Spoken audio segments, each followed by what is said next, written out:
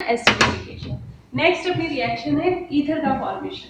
Third reaction, जब हम alcohol का सॉल्ट लेते हैं और हम मिथाइल आयोडाइड से रिएक्शन कराते हैं, क्या बोला मैंने कि हमने लिया अल्कोहल का सॉल्ट। अल्कोहल का सॉल्ट के अंदर अल्कोहल का मैंने यहाँ पे आर की जगह पे CH3 ले लिया, ठीक है। अल्कोहल का सॉल्ट लिया, उसके बाद में हमने क्या लिया, मिथाइल आयोडाइड लिया। जब हम इसकी रिएक्शन कराएंगे तो सोडियम आयोडाइड बाहर निकल जाएगा और क्या बन जाएगा, ईथर, CH3O CH3, क्या बन गया, NaI। तो ये क्या बन गया अपना ईथर। ये जो रिएक्शन है इसका एक नाम है, क्या नाम है, Williamson synthesis. Williamson synthesis, Williamson संश्लेषण।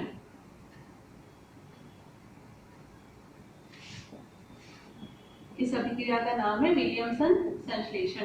इसके अंदर कौन सा बॉन्ड टूटा है, यहाँ पे ऑक्सीजन जो था, सोडियम सॉल्ट लिया है तो ऑक्सीजन हाइड्रोजन वाला बॉन्ड टूटा है, मतलब CH3 के साथ में ऑक्सीजन वैसे का वैसा रहा है, कार्बन ऑक्सीजन के बीच का बॉन्ड नहीं टूटा है, ठीक है। तो हम इस अभिक्रिया को क्या कह दिया, विलियमसन सिंथेसिस। नेक्स्ट आपकी रिएक्शन है, कौन सी है, एसिटाइलेशन। किसके साथ रिएक्शन होती है, reaction with acetyl chloride and anhydride. Anhydride और एसिटिल क्लोराइड हम कहें या एसिड क्लोराइड अगर हम कहें, इसके साथ में जब अभिक्रिया होती है तो क्या बनता है, देखो ROH। एसिटिल क्लोराइड क्या होगा, ये एसिटिल क्लोराइड होगा, ठीक है। जब इसके साथ में अभिक्रिया होगी तो क्या निकलेगा, HCl निकलेगा, क्योंकि यहाँ पे ऑक्सीजन और हाइड्रोजन के बीच का बॉन्ड ब्रेक हो रहा है तो क्या लग जाएगा, यहाँ पे एसिडिल ग्रुप लग जाएगा। तो हम इसको क्या कहते हैं, जब अल्कोहल के अंदर कौन ऐड हो गया, एसिडिल ग्रुप ऐड हो गया, तो हम इसको क्या कहेंगे, एसिटाइलेशन, ओके। R और एनहाइड्राइड के साथ में कैसे रिएक्शन होगी, CH3C, लगने वाला वही है एसिटिल ग्रुप।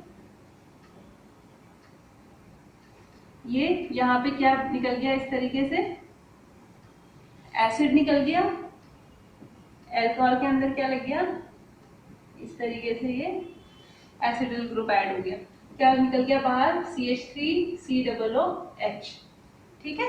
तो एसिडिल ग्रुप इसके अंदर लग गया, तो इस तरीके की रिएक्शन ये है तो किसकी तरह, एसिडिफिकेशन की जैसी ही रिएक्शन है इसको, लेकिन ये हुई किस किस के साथ है, इस तरीके से एसिड डेरिवेटिव्स के साथ में हुई है।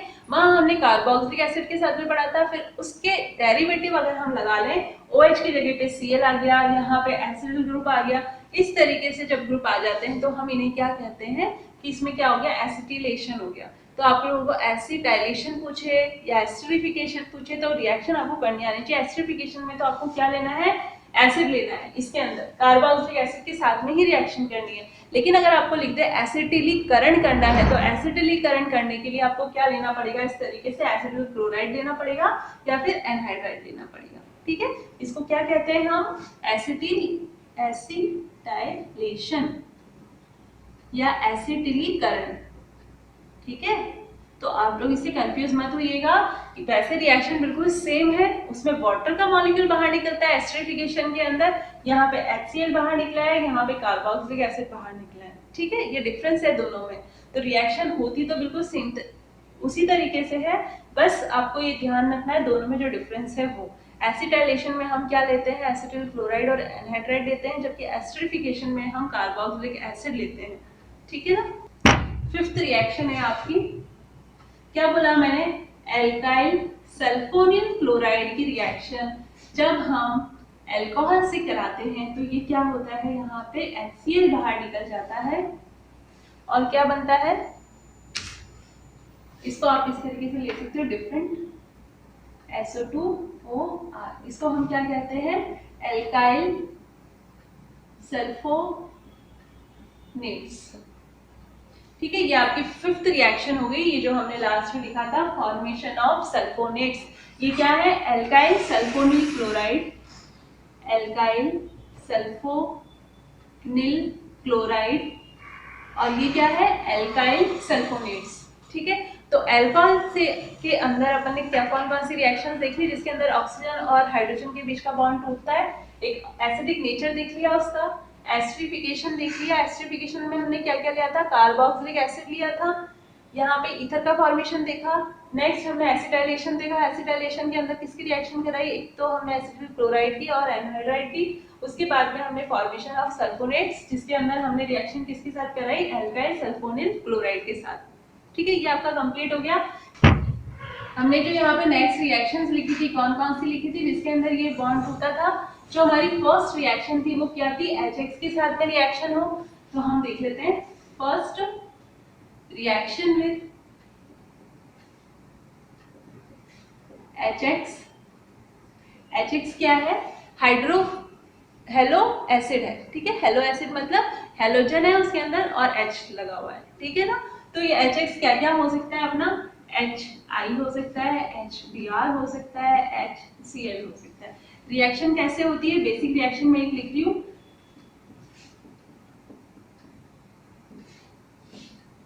हेलो एल्केन बनता है, ये वाटर बाहर निकल जाता है। ठीक है ना, क्या बना अपना, हेलो एल्केन का फॉर्मेशन हुआ, वाटर बाहर निकल गया। यहाँ पे HX क्या क्या हो सकता है, HI, HBr, HCl कुछ भी हो सकता है। लेकिन आपको ये बात ध्यान रखनी है कि यहाँ पे मतलब आयोडीन का जो एसिड होगा उसके साथ में और हाइड्रोब्रोमाइड के साथ में जो रिएक्शन होती है वो इजीली हो जाती है। लेकिन जब HCl के साथ में रिएक्शन होती है तो यहाँ पे हमें ड्राई ZnCl2 भी लेना पड़ता है। ठीक है, तो यहाँ पे मैंने क्या कहा आपको, एक तो इसका ऑर्डर आपको पता होना चाहिए। इसके साथ में जो रिएक्शन का ऑर्डर है अल्कोहल के साथ में, सबसे इजीली रिएक्शन किसके साथ में होती है, HI के साथ में, फिर HBr के साथ में, और मुश्किल आती है किसके साथ में, HCl के साथ में। अगर हमें HCl के साथ में रिएक्शन करानी हो तो हमें इसके साथ में क्या लेना पड़ता है, ड्राई ZnCl2 भी लेना पड़ता है, तब ये इजीली रिएक्शन हो पाती है। ठीक है ना, ये ऑर्डर पता चल गया। उसके बाद में ये तो हुई इस HX की बात, हमें यहाँ पे R भी तो है। अब ये R ऐसा थोड़ी है 1 डिग्री 2 डिग्री 3 डिग्री तीनों में सेम रहेगा, 1 डिग्री 2 डिग्री 3 डिग्री के साथ में रिएक्शन अलग अलग तरीके से होगी। ठीक है, अगर कि मान लो प्राइमरी है या सेकेंडरी है या टर्शरी है, तृतीयक है, प्राथमिक द्वितीयक तृतीयक। अल्कोहल जब होगा तो प्राथमिक के साथ में जो रिएक्शन होगी वो किस मेथड से होगी, SN1 से होगी, सॉरी SN2 से होगी। लेकिन जब टर्शरी के साथ में रिएक्शन होगी तो किससे होगी, SN1 से होगी। सेकेंडरी वाला जो अपना है ये डिपेंड करता है किस तरीके का HX है। अगर HI है या HBr है तो किसके साथ में रिएक्शन हो जाएगी, SN1 के साथ में। अगर थोड़ी मुश्किल आ रही है इसको SN1 से होने में, तो अगर यहाँ पे HCl है तो अगर हमने ड्राई ZnCl2 ले लिया तो ये SN2 से रिएक्शन हो जाएगी। ठीक है ना, नॉर्मली वैसे देखा जाए तो सेकेंडरी वाला जो होता है वो SN1 से ही रिएक्शन शो कर देता है। ठीक है, लेकिन अगर जैसे HCl होगा तो HCl के साथ थोड़ी सी मुश्किल आती है होने में SN1 से, तो ये किसके साथ हो जाती है, SN2 से। ठीक है, तो आपको जो ध्यान रखना है, तो ये ध्यान रखना है कि जो ऑर्डर होता है रिएक्शन का वो इस तरीके से होता है। हाइड्रोआयोडिक एसिड के साथ में तो ये इजीली दे देता है, लेकिन हाइड्रोब्रोमाइड के साथ में कंपैरेटिवली HCl के इजीली देगा, लेकिन HCl के साथ में दिक्कत आती है। तो इसके लिए हमें क्या लेना पड़ता है, ड्राई ZnCl2 लेना पड़ता है। और रिएक्शन बेसिक जो है वो इस तरीके से होती है। उसके बाद में ये जो मैकेनिज्म है, अगर टर्शरी होगा तो SN1 से होगी, और अगर सेकेंडरी या प्राइमरी होगा तो SN2 से होगी। मैकेनिज्म आप देख लो, SN1 SN2 आप लोग पढ़ चुके हो फर्स्ट ईयर में। SN1 होगा तो क्या मैकेनिज्म फॉलो होगा इसके अंदर, मैं R ही लगा देती हूँ डायरेक्ट, R OH। यहाँ पे कौन सा बॉन्ड ब्रेक हो रहा है, कार्बन और ऑक्सीजन के बीच का बॉन्ड ब्रेक हो रहा है। क्या होता है जब हम HX डालेंगे इसमें, आपको पता है कि जब एसिड होता है, मैंने भी आपको बताया था कि जब भी एसिड प्रेजेंट होता है तो एसिड के अंदर क्या है, H+ है। H+ कहाँ जाके लगता है, जहाँ पे इलेक्ट्रॉन्स इजीली उसको मिल जाते हैं। तो यहाँ पे कौन है, ऑक्सीजन, ये ऑक्सीजन के ऊपर जाके लग जाएंगे। फास्ट स्टेप है, R ये जाके लग गया यहाँ पे हाइड्रोजन, तो बचा क्या, X बाहर रह गया, ये अपना बन गया OH2+। ठीक है, सेकेंड स्टेप में क्या होता है यहाँ पे, ये मैंने आपको अभी बताया था कि ऑक्सीजन के ऊपर पॉजिटिव चार्ज नहीं रहता। ये जैसे पॉजिटिव चार्ज आता है ये अपने इलेक्ट्रॉन लेके या तो बाहर निकल जाता है या हाइड्रोजन को बाहर निकाल देता है। यहाँ पे हाइड्रोजन लगा है इस स्टेप में, तो हाइड्रोजन तो दोबारा बाहर निकालेगा नहीं क्योंकि उसका कोई मतलब नहीं होगा। तो ये अपने इलेक्ट्रॉन लेके और यहाँ से H2 का मॉलिक्यूल बाहर निकल जाएगा। तो क्या बन जाएगा? कैटायन बन जाएगा। RCr, यहाँ कौन सा चार्ज आ गया? Positive charge. ये स्टेप स्लो स्टेप होता है, यही रेट डिटरमाइनिंग स्टेप होता है जिसके अंदर इंटरमीडिएट का फॉर्मेशन होता है।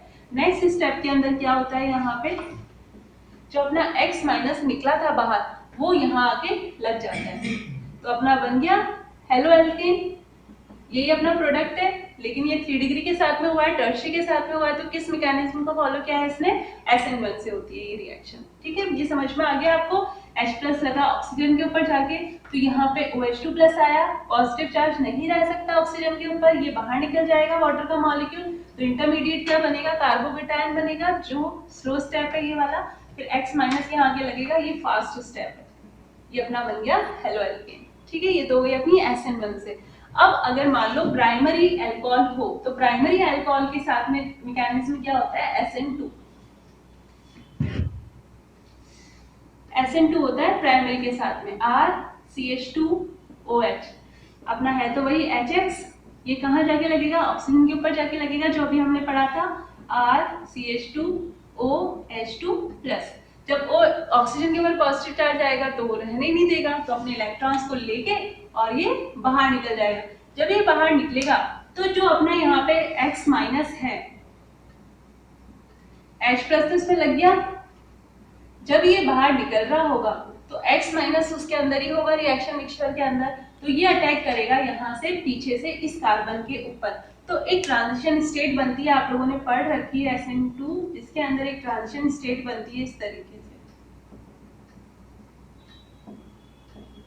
ठीक है, इसके अंदर बॉन्ड टूट रहा है और इसके साथ बॉन्ड बन रहा है, ये हो गई संक्रमण अवस्था। इससे जब बाहर निकल जाएगा वाटर का मॉलिक्यूल, तो ये क्या बन जाएगा? RCH2X। ये अपनी हो गई प्राइमरी अल्कोहल के साथ में रिएक्शन, जो किस मैकेनिज्म से होती है?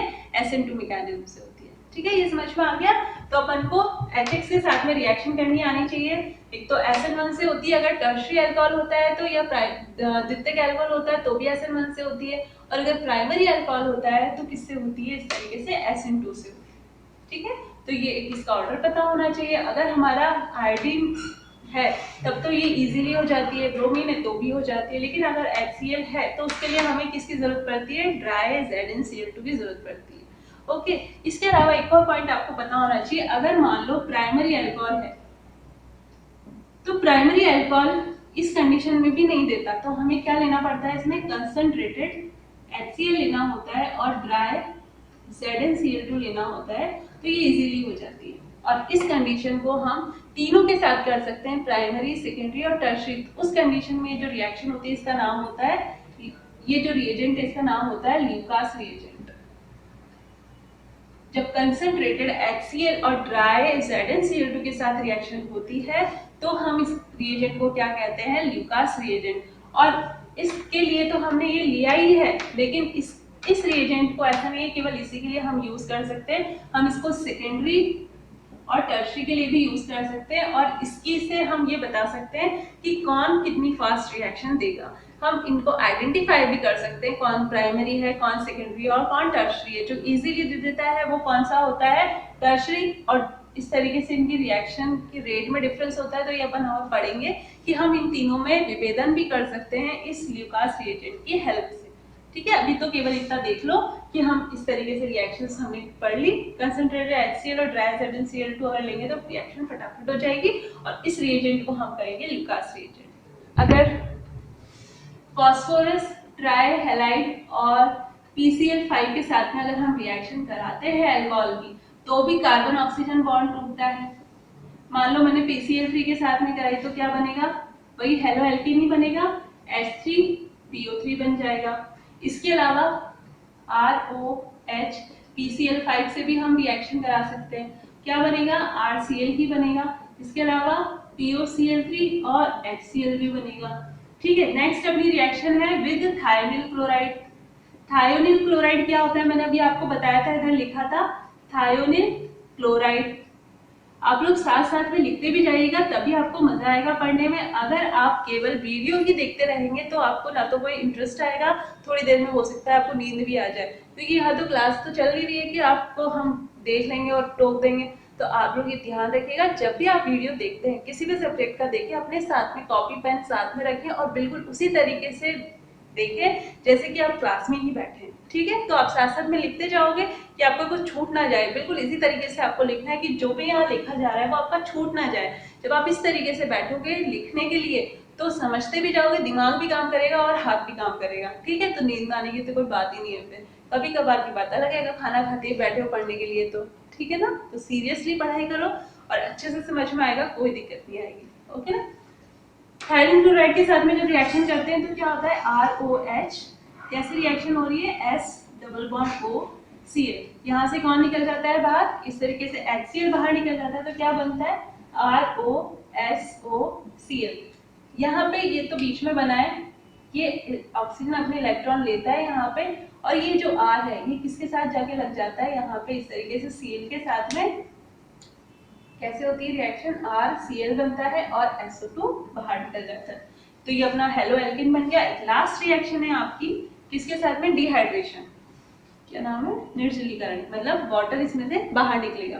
तो कैसे होगी, अगर हम यहाँ पे ये ले लें CH3 CH2 CH2 OH, जब हम इसमें निर्जलीकरण करते हैं तो हमें क्या लेना होता है, इसमें कंसंट्रेटेड H2SO4 लेना होता है। तो इस तरीके से रिएक्शन होती है, कंसंट्रेटेड H2SO4 के साथ में हम रिएक्शन करा सकते हैं, या हम एल्यूमिनियम का ऑक्साइड भी ले सकते हैं। एल्यूमिनियम ऑक्साइड लेने पर भी डिहाइड्रेशन हो जाता है। हम यहाँ और क्या ले सकते हैं, Al2O3 भी ले सकते हैं। जब ये होगा तो ये कंसंट्रेटेड H2SO4 होगा, तो इसमें क्या, यहाँ से OH निकलेगा और यहाँ से H निकलेगा। क्या बनेगी, मैकेनिज्म हम नहीं देख रहे,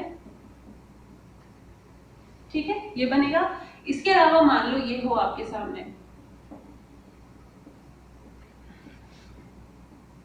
तो क्या बनेगा, CH3 CH double bond CH CH3, और इसके साथ में एक और बनता है CH3 CH2 CH double bond CH2। ये बनता है 80% और ये बनता है 20%। तो ये हो गया आपका मेजर प्रोडक्ट और ये हो गया आपका माइनर प्रोडक्ट। ठीक है, इस तरीके से ये दो प्रोडक्ट का फॉर्मेशन होता है।